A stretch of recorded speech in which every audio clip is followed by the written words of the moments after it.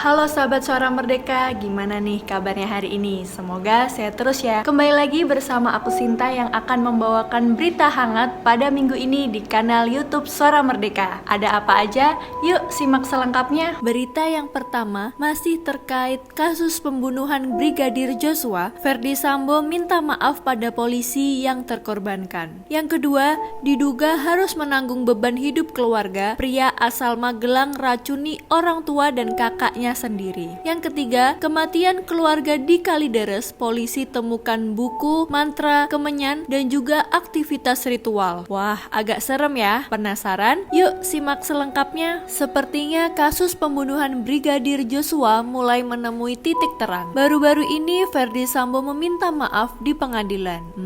Sudah kuduga. Ferdy Sambo menyampaikan permohonan maaf atas kasus pembunuhan Brigadir Nofriansah Yosua Huta Barat alias Brigadir J. Permohonan maaf itu disampaikan Ferdy Sambo pada persidangan di Pengadilan Negeri Jakarta Selatan pada Selasa 29 November 2022. Ingin menyampaikan permohonan maaf yang mulia kepada adik-adik saya. Silakan. Ferdy Sambo meminta maaf terkait dengan pernyataan dia yang mengkorbankan para penyidik. Ferdy Sambo meminta maaf terkait dengan pernyataan dia karena mengorbankan para penyidik. Ferdy Sambo akhirnya mengakui bahwa saat awal-awal penyelidikan kasus dirinya memang memberikan keterangan yang salah. Dia juga mengaku bersalah dalam sidang kode etik. Ferdy Sambo turut menyampaikan bahwa para penyidik tidak salah. Jadi saya menyampaikan permohonan maaf adik-adik saya. Saya sangat menyesal, ujar Ferdy Sambo. Ya, setidaknya sudah mulai ada pengakuan atas pemalsuan keterangan saat awal kasus. Tapi walaupun begitu, kasus pembunuhan Brigadir J masih harus berjalan karena belum ada keputusan baru dari pengadilan. Berita yang kedua, diduga harus menanggung beban hidup keluarga, pelaku racuni orang tua dan kakaknya. Masyarakat Indonesia dihebohkan dengan pemberitaan kematian 3 keluarga karena anak kandungnya sendiri. Kenapa tuh? Baru-baru ini satu keluarga yang terdiri dari ayah, ibu, dan seorang anak ditemukan meninggal dunia di sebuah rumah di Mertoyudan, Magelang, Jawa Tengah pada Senin 28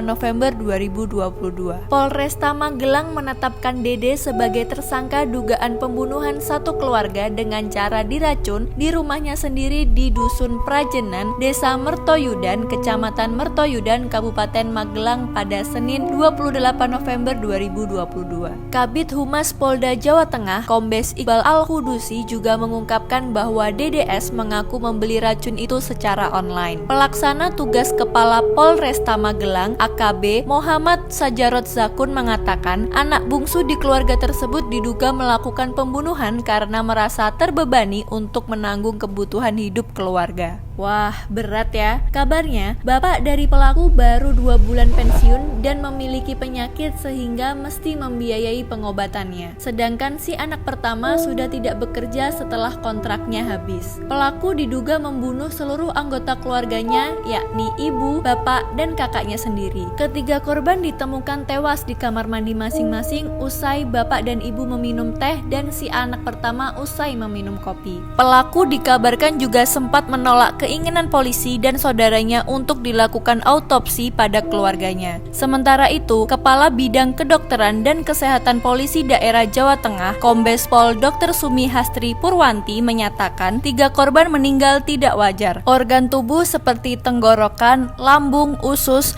dan beberapa organ lainnya hingga otak berwarna merah seperti terbakar.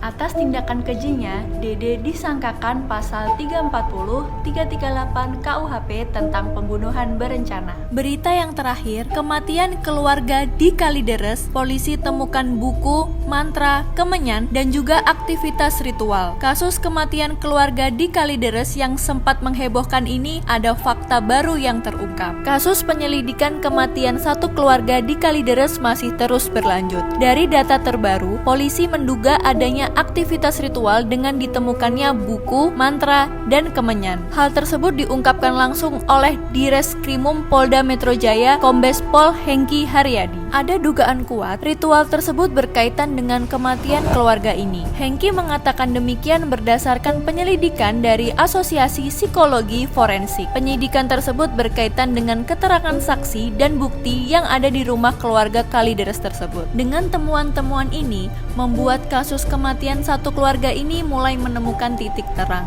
Kini pihak berwenang masih terus melanjutkan penyidikan. Dalam proses pendalaman kasus ini, polisi turut serta mengundang pihak dan pakar ahli yang berkaitan. Tujuannya adalah untuk menganalisa temuan-temuan tersebut. Barangkali ada indikasi lain yang bisa menjawab misteri yang belum terpecahkan ini.